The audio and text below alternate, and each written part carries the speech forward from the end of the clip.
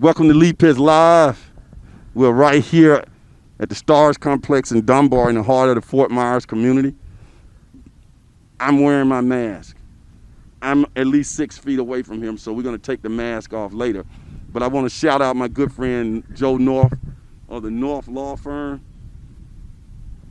Been such an accommodating person for the community, giving out these masks at no cost.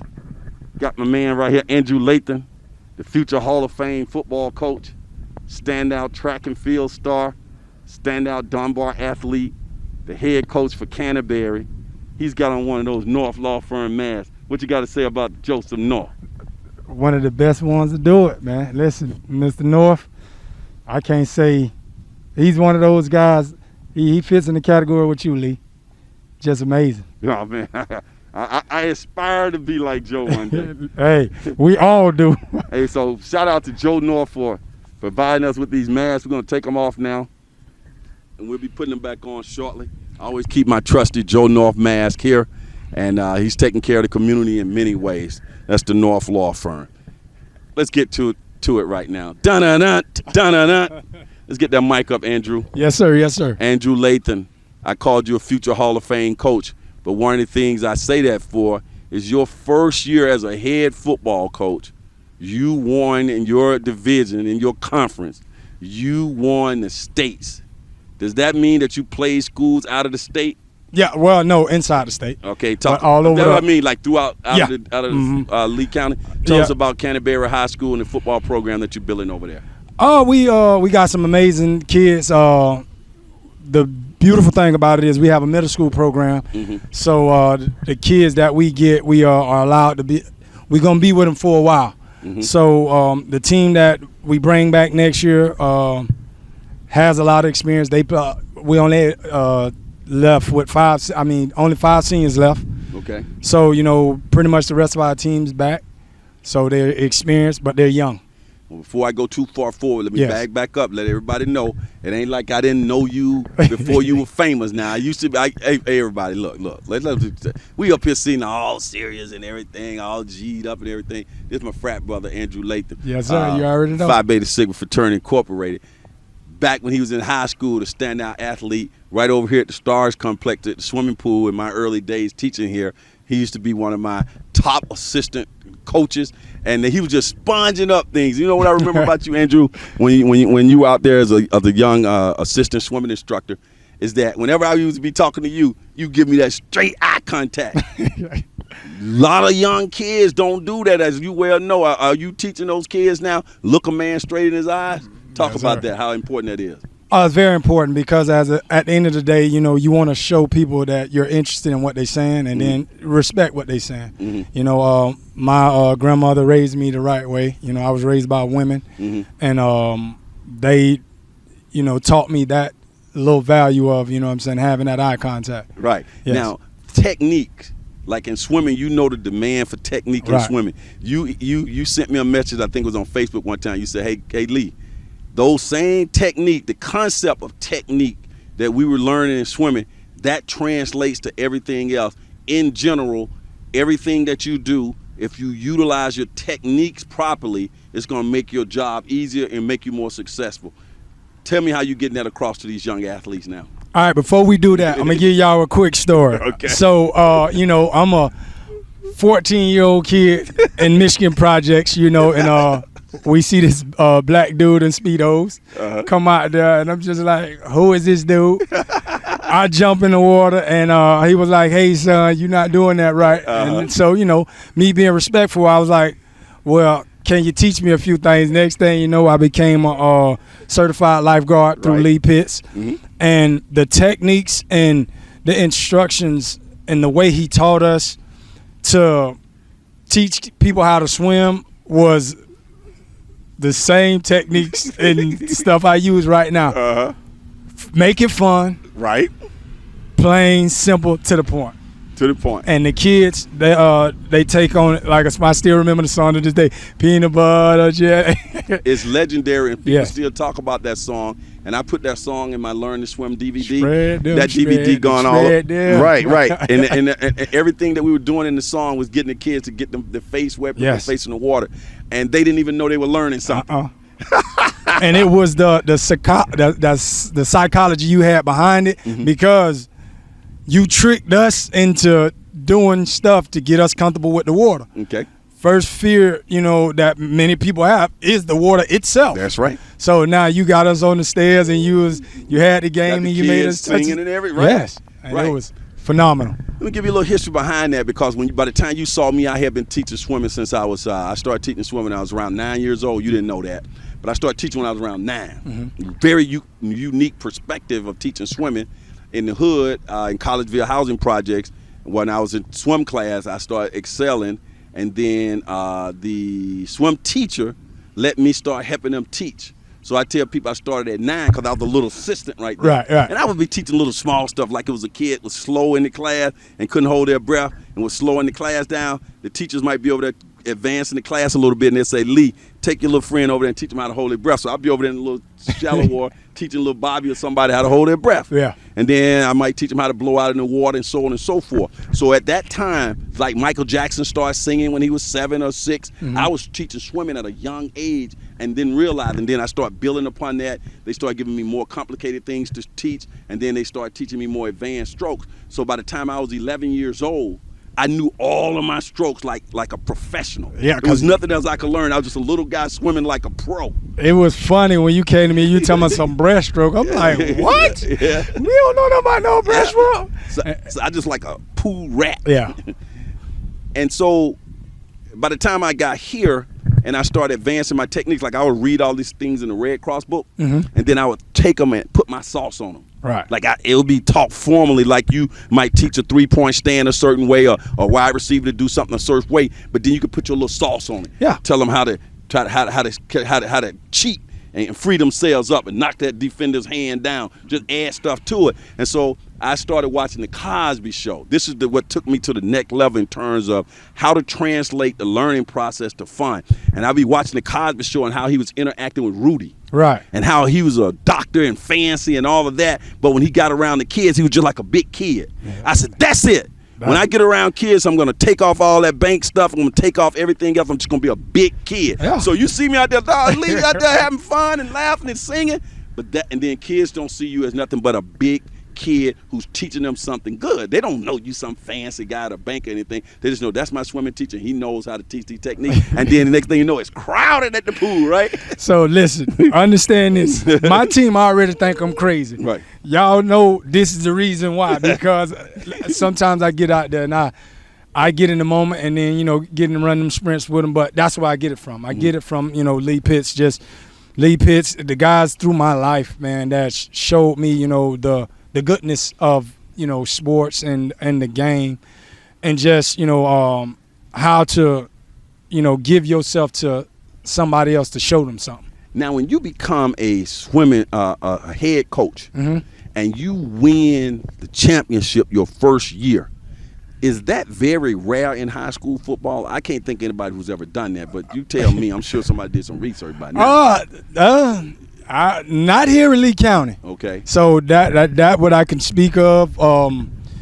But I was just blessed with a great staff. Like we had some great kids, man, that came in and balled out. We started off real slow, real slow. You lost your first 2 games. Got skint, not lost. We got skint.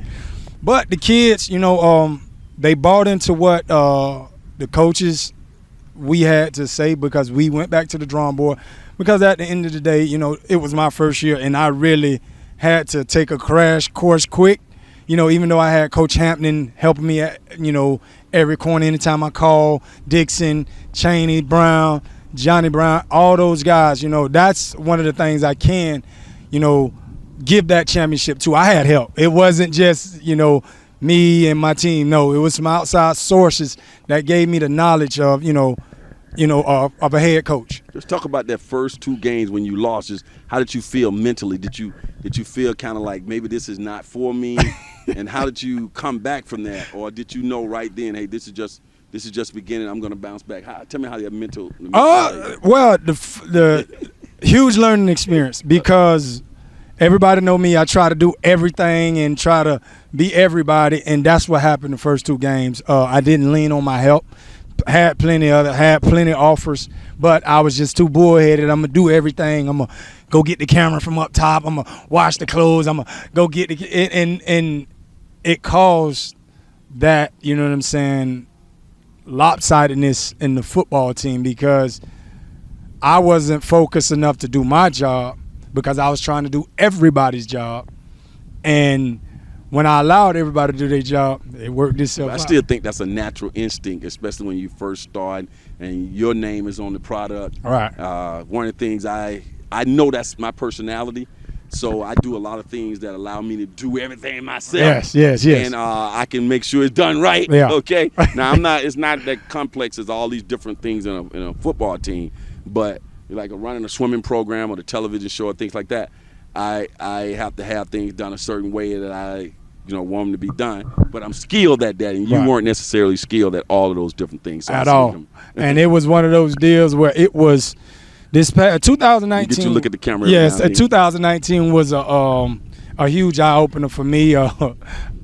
Learned a lot, and met some great people. And 2020, if we can get past COVID. Mm-hmm. Hopefully it'll be another great year. Mm-hmm. Now in the off season, are you like Bill Belichick or something? Are you doing diagrams to come create new plays, and how do you implement those new plays into the system? You have to get with your other coaches on there. How does that work? Yeah, man. Right now, I went out and I had the opportunity to get some more guys to come help out on the staff. Very knowledgeable guys. Coach Carmine, for one, he's 65 years old. Okay. So he comes with a lot of experience, and I tip my hat to, Canterbury, staff, Rick, the headmaster, Rick, and Frank Turco, the athletic director, for giving me the opportunity to be able to hire my own guys and bring my own guys in. So right now it's summertime. It's really getting these guys in shape because of the COVID. We've been out so long. And then, we in the back. We don't want to give away too much because we're trying to go back to back. But yes, they got the we Bill Belichick. People see you now. You can't sneak up on anybody. Nah. Well, hopefully we can, man. We're trying to stay under the radar. No, you can't stay under the radar when you win a championship, bro. Yeah. How you gonna stay under the radar when you win a championship? Well, like leaping live being under the radar. You can't be under the radar. Yes, sir. Yes, sir. Now we are here. People who are watching us anywhere in the country. We're here in Fort Myers, Florida, and we're in the heart of the African American community called Dunbar. We're in these are some basketball courts over here in the rec center over there, swimming pool and all of that. But this is the hometown of the legendary Deion Sanders. Yes, that prime time, he's from this particular community. It's a small community, produced a lot of great athletes like Andrew Layton, the Freak, Jerome Curse, and I'm gonna let Andrew name a few of the NFL types who come out this community. Go ahead. Right now, first of all, shout out to Sammy, Jalen. Yeah, Sammy. These people don't know that. You got Sammy Watkins, right. Jalen, the Watkins brothers, Jalen, and Trey Boston. They are actually coming back, trying to build a D1. Hopefully everything works out for you guys. I don't want to, jinx that, but big shout out to, we're gonna call them the Dynamic Three. Okay. All those guys are in the NFL as we currently speak. We got another Curse guy. Generation. Yes, yeah. Yes. So we have so much talent. From here you got, Jamie German. You got, Javon Curse. You got Ernest Graham, Greg Spires. Alvin Ashley. All those people in the little small area. The list goes on and on and on. There's a guy named played for the Pittsburgh Steelers at one time. I think he played cornerback. I think he came out of Williams, Keith Williams' brother. I got him on the head. The one that wrote the book about the money. There was one guy who wrote a book about money. Keith Williams' brother. I know, but he owned the liquor store up here. Right. Yes. I see his picture in there when I used to go in there. Yes, that was another one. He actually, great guy, man.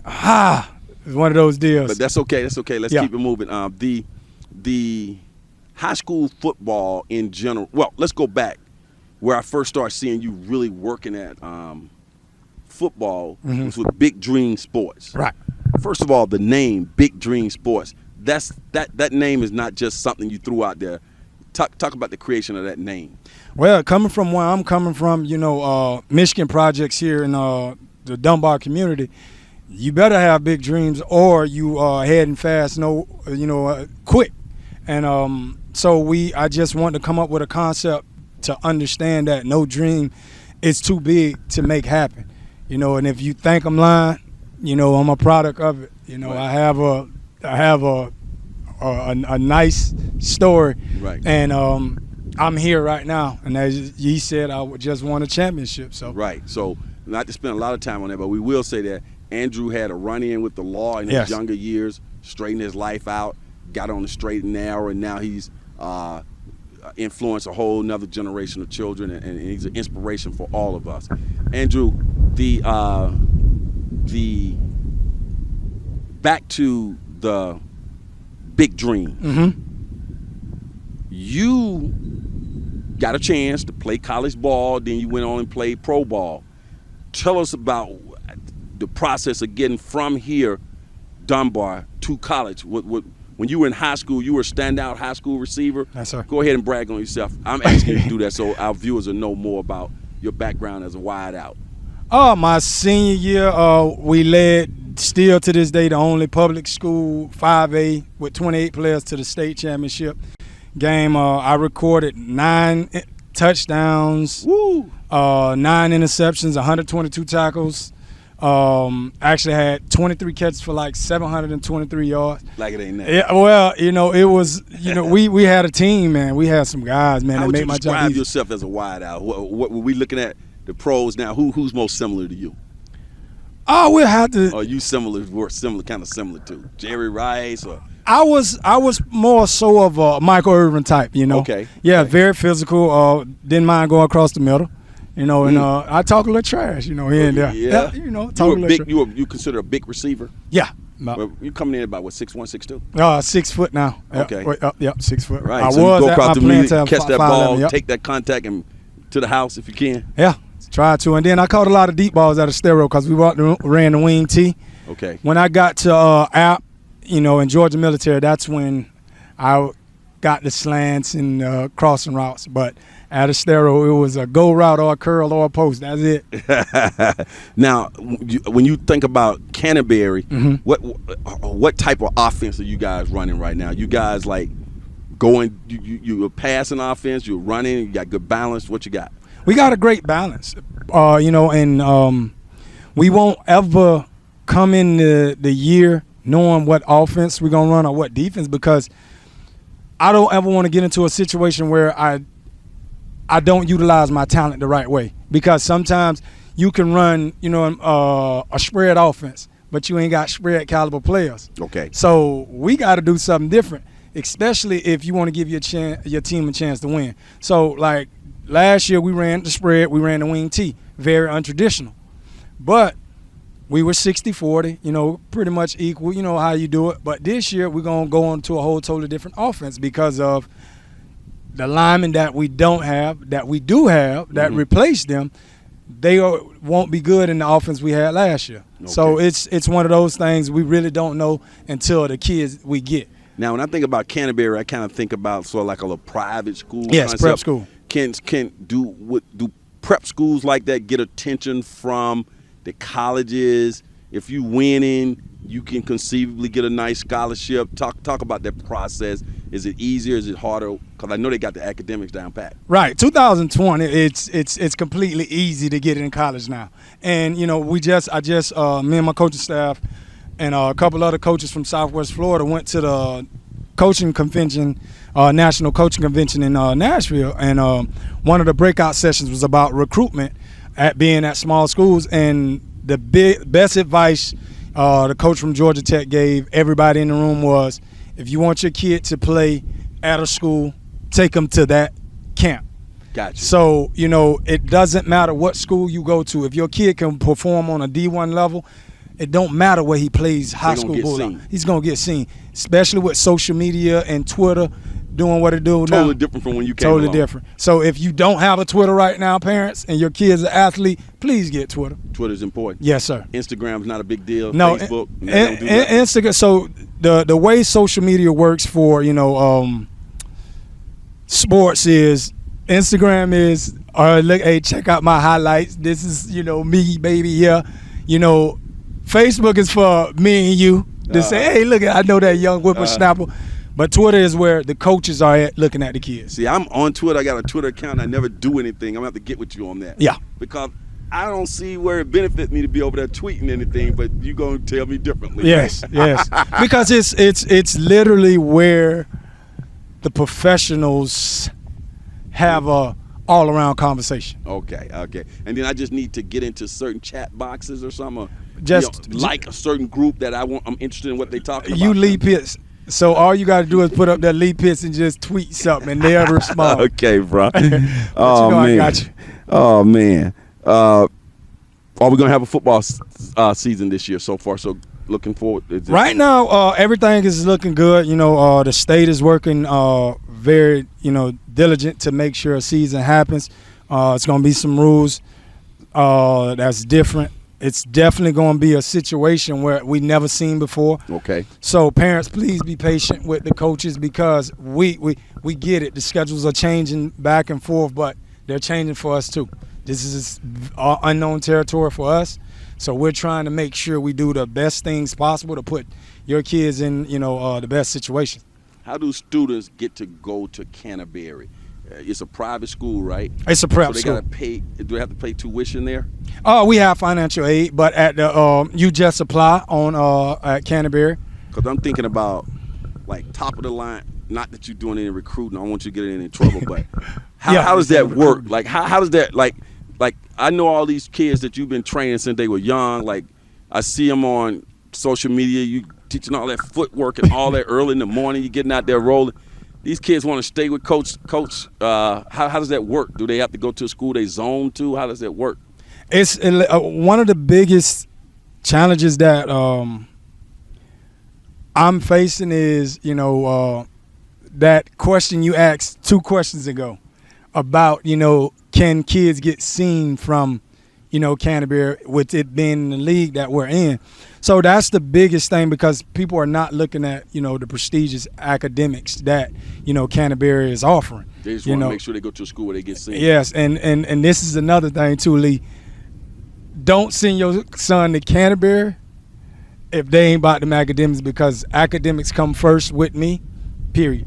But when that college coach or that recruiter sits down at that kitchen table or in the front room on that sofa and you start laying out those high academic achievement, that right there gives you so much of an advantage. Speak to that. Right now, we're the only college preparatory school, and I don't know if you understand what that means. That means when you come to Canterbury, you're getting prepped for college. My biggest downfall, and I was sitting up here listening to your interview with Mr. Joe North, was being an athlete, and trying to keep up with your work at the same time. If you're not trained, it's very hard. Exactly. I was not academically inclined student. In high school, right? Well, in college. In high school, if you come out of a quality high school education, I'm trying to help you with it. Now, you are saying that when you get that quality high school education, that's going to make that next level easier. Because the way Canterbury, classes are set up. I agree 100. Yeah, it's exactly like college. So once, like my nephew, for instance, he came there and he struggled. Phenomenal help. Now he's back on track, doing what he needs to do. Mm-hmm. Once he graduates from Canterbury High School, I don't have to worry about him going to college and understanding the different shifts of, because the responsibilities, and you understand this, is totally different from high school to college. Mm-hmm. They put those responsibilities on the kids early while they still have their parents' guidance. So Canterbury is a different beast, man. I mean, great one. Very good points that you make. The